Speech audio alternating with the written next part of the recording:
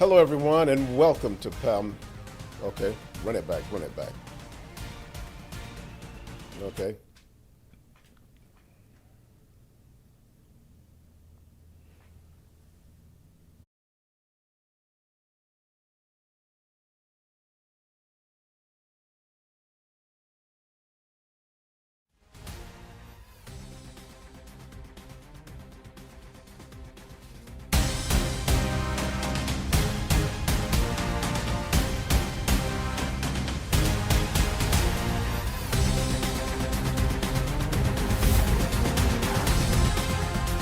Hello, everyone, and welcome to Palmetto Sports Daily. I'm Rick here in Columbia. Got Carmine in the upstate in Greenville.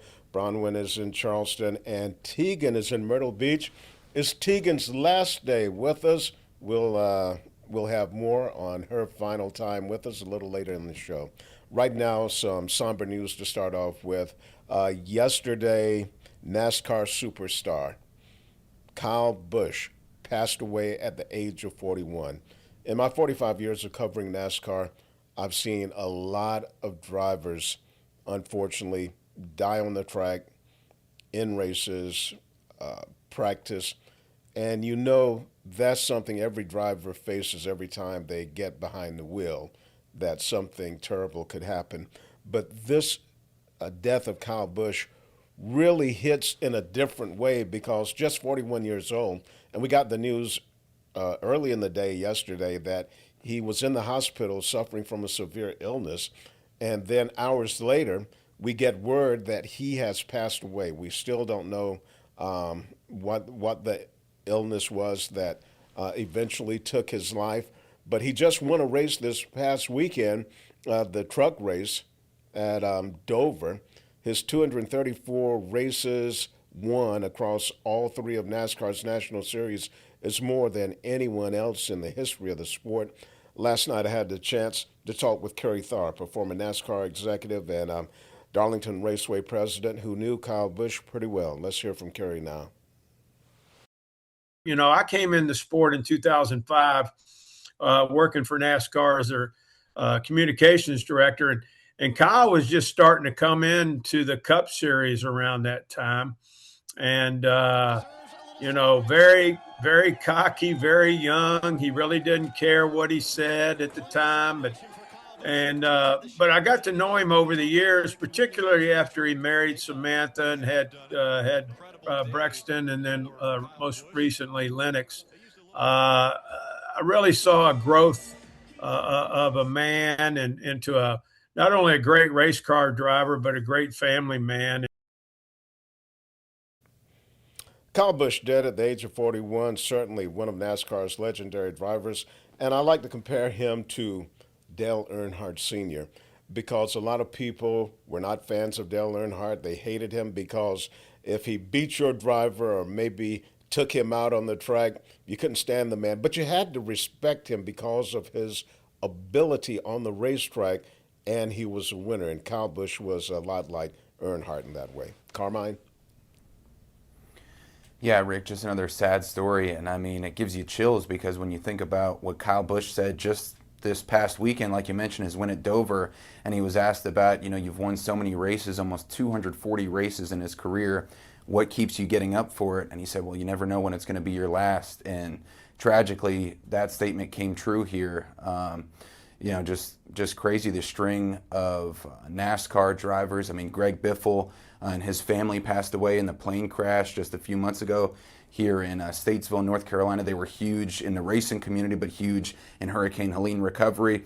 And the statement by Kyle Busch rings true also if you look at just even Gamecocks quarterbacks in this past few months. You have Shaw with the heart attack. You have Steven Garcia, who's now going through his cancer battle, and Tannehill passing away. So, just a tough string and really reminds you of the gratitude that you should have every day, because you really never know. Yeah, Carmine, I'm really glad that you brought up the interview that he did where he mentioned that, because that's something that a lot of people have been talking about on social media over the past 24 hours. And, it stands true. And here in the Myrtle Beach, Darlington community, of course, Darlington Raceway, huge NASCAR races there every single year. And lots of fans here just really devastated to hear it. And it's really just such sad news, Bronwyn. Yeah, I'm a little bit newer to NASCAR, but yesterday when this news came down, you could just see the impact that Kyle Busch had. People calling him a legend, an icon in the sport.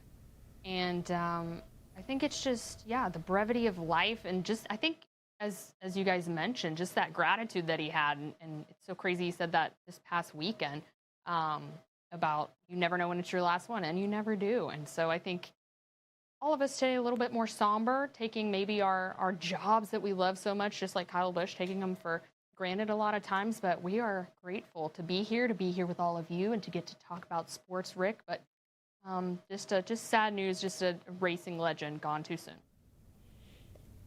Another memory I have of Kyle Busch, of him being introduced before races, and you hear the boos, and you hear some cheers. And Dale Earnhardt was the same way, and he would say, You want to hear some noise when you're introduced, because that means you're relevant. They care about you.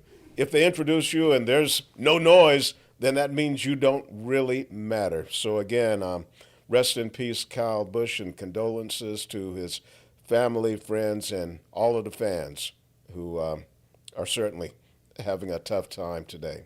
All right, we're going to take a break, and we'll be right back to continue with Palmetto Sports Day.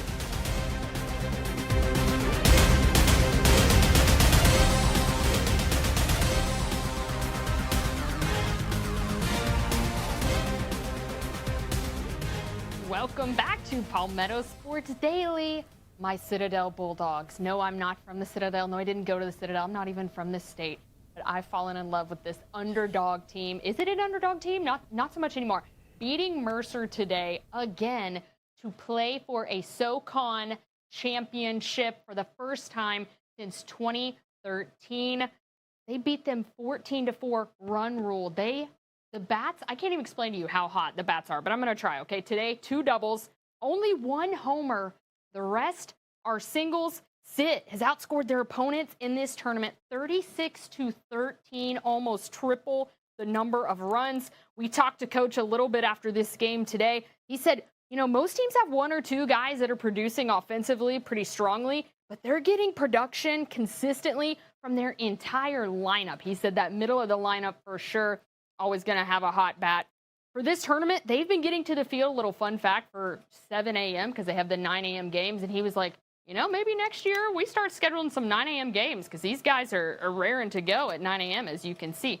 Crazy. Today, Christian Stratus went 4 for 4. He had a homer, 4 RBIs. Michael Gibson, you're hearing that name a lot for good reason. He stayed hot today with 4 RBIs. They had great pitching. It was Bryce Coulter, just 123 pitches in this game today. He's obviously not available for tomorrow. They said everybody else should be available for that championship game. Good for the Bulldogs. I mean, it's just crazy. You see, there's so many people on social media now, too, talking about the Citadel and kind of giving them their flowers. And these guys, like I said, Coach Triplett today, he was calm, cool, collected. He's just like riding the flow. They said they're on a heater and they don't want to get off this heater. Of course not.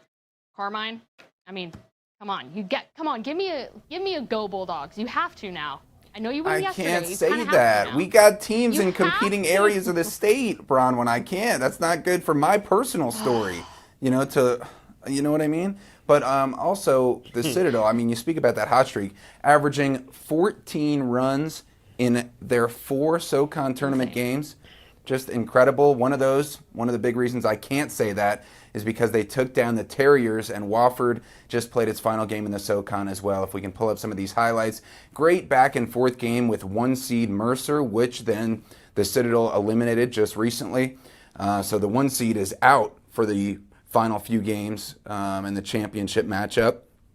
And so you see right here, 4 lead changes between Mercer and Wofford. Unfortunately, they ended up losing 9-8 right there at Floor Field in downtown Greenville.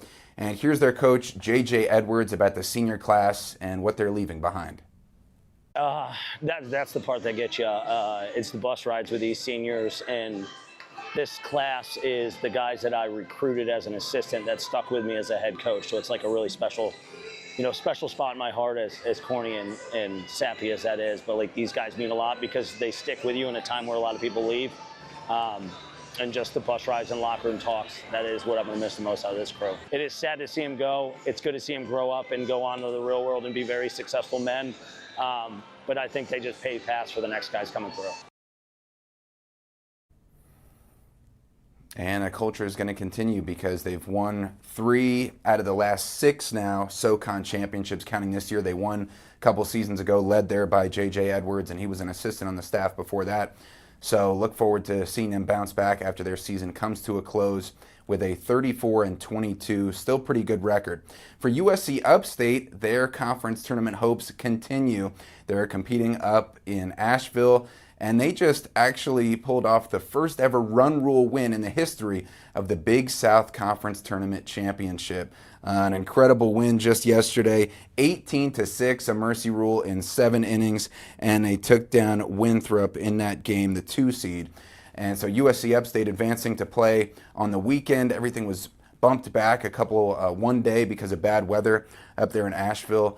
And USC Upstate trying to come around for more history after last year they won their first ever Big South Conference Tournament Championship, went to their first ever NCAA tournament, trying to do 2 for 2 for head coach Kane Sweeney. And Tegan, I know some postseason action for your team as well. Oh yeah, Coastal Carolina still in the Sun Belt tournament. They finally got their first win of that tournament yesterday with an 8-2 victory over App State. Of course, that was after a loss to Louisiana, 12-11 the day before. And now that the Chants have beat App State, guess what? They get to play Louisiana again for the 5th time this season because they ended the regular season with a series against the Raging Cajuns. Coastal Carolina lost that 2-1, and then they lost the first game to them in the Sun Belt tournament, and now they'll have to play them again. So can they beat them after everything they've learned? I don't know. It almost looked like they were going to be Coastal Comeback Carolina the other night in their 12-11 loss against Louisiana. And the big thing for them, guys, they have to score early. They didn't have anything on the board in those first 4 innings in the latest game against Louisiana, and it's been an issue for them all season. It continues to be why they lose these games. They leave guys on base. They can't get runs on the board early. So that game right now is kind of up in the air of when it's going to start. First pitch was originally supposed to be at 4 o'clock. However, there are weather delays, and that first game that was supposed to start at noon between Southern Miss and Troy, at the time that we're recording this, has not even started yet. So I highly doubt Coastal will be starting at 4 o'clock, which we'll just have to keep an eye out, and hopefully Coastal can get something done, Rick. Yeah, when Gamecock baseball fans hear the name Raging Cajuns, they probably gives them chills. Back in 2000, when Ray Tanner got them to the Super Regionals for the first time, they were the number 1 overall seed. They won Game 1 on Friday, lost the second game on Saturday. The Raging Cajuns had some pretty good pitchers, and then they won Sunday's game. So, yeah, big upset there. Also, some USC baseball news. Monty Lee, he found out yesterday that he was not going to be retained with the Gamecocks.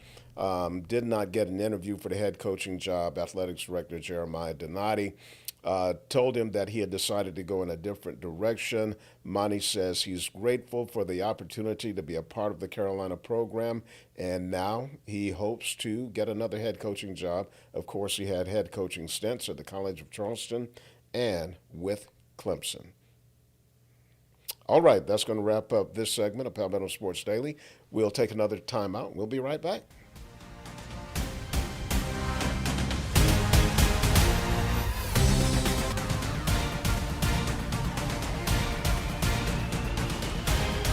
Welcome back to Palmetto Sports Daily. The HBC was back in town this week. Steve Spurrier was inducted into the South Carolina Athletic Hall of Fame on Monday night. He's 81 years old now, and he's sharp as ever. During his acceptance speech, he took a couple of jabs at Dabo Swinney, his old nemesis, the Clemson head coach. He kind of teased Dabo about the success his Gamecocks had against his Tigers back when he was leading the Garnet and Black. And I asked Steve about the current state of college athletics, especially the NIL, and he didn't want to pass up the opportunity to take a little swipe at Lane Kiffin, the LSU head coach. Here's the HBC. If they would have had NIL back during your playing days at Florida, what would your value have been? Coach value? Player value. Oh, player value. I don't know. The coaches got a lot of value. Those that win, that's for sure. Those that don't win have a value. Somebody said Lane Kiffin's never won an SEC. Why are they giving him so much money? Well, he almost, he wins a lot of games, and that's what everybody's looking for. But yeah, these players they're raking it in. I wish there was a limit somehow. You remember I came out and said they deserve to be paid, right? But I was for like $3,000 or $4,000 a game, not $1 million a year or something like that. But I don't know. Maybe it'll work its way out. But I wish they would have a limit somehow on all the schools. Yeah, when Steve was here coaching the Gamecocks, he did come out and say that, hey, the players deserve to be paid, and he was willing to take some of his salary to give to the players.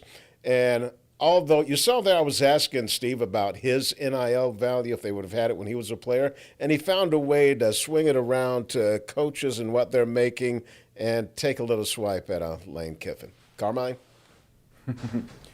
Yeah, but, like so many of the swipes that the HBC takes, a lot of them have truth to them, because if you're winning games at a high level, you're going to get paid more, you're going to get the primo job.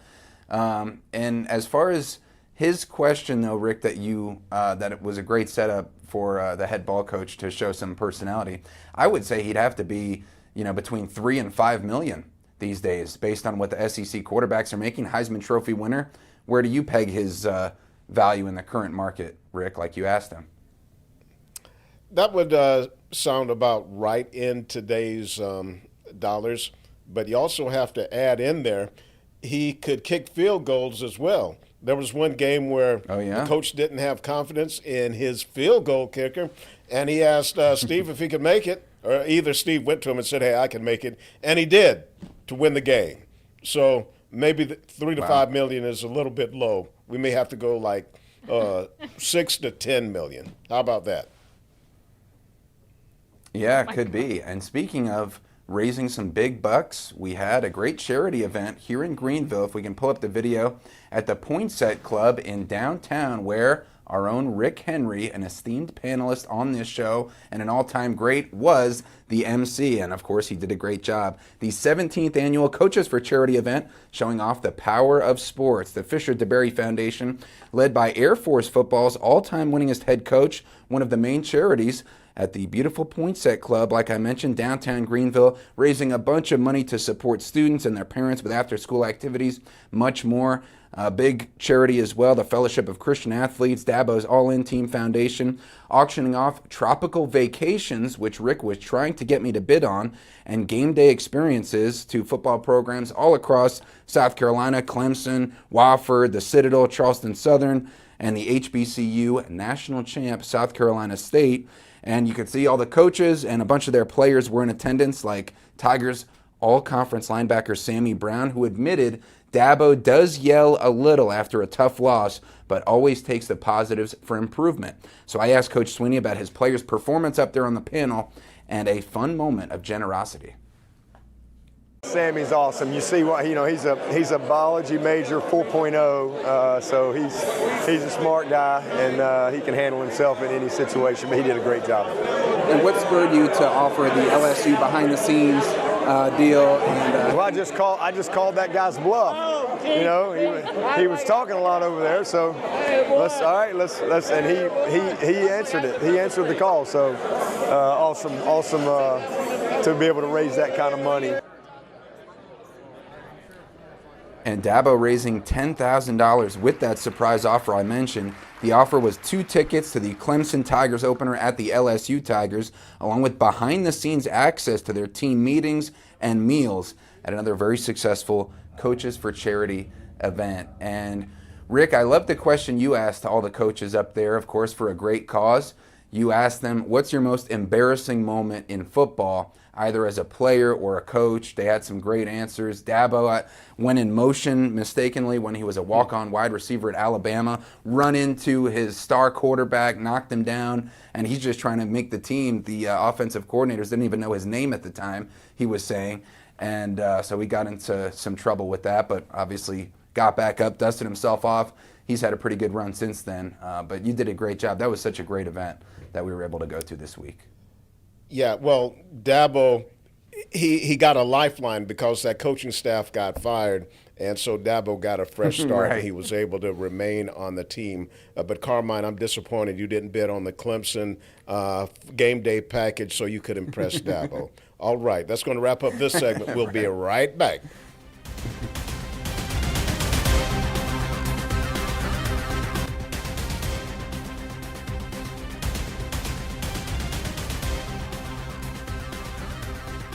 And here on Palmetto Sports Daily, closing out the week with a goodbye and a good luck to our friend Tegan Brown. Final day on Palmetto Sports Daily. And Tegan, good luck to you, because I always enjoyed the banter that the group had with mostly you representing your station, and it was just a great meeting that we were able to have here to hang out, talk sports. And also, I love the pride with which you represented Coastal Carolina, and the responses that you've gotten have shown that as well. Bronwyn, big loss, or Rick, big loss, but good luck to Tegan in the next step.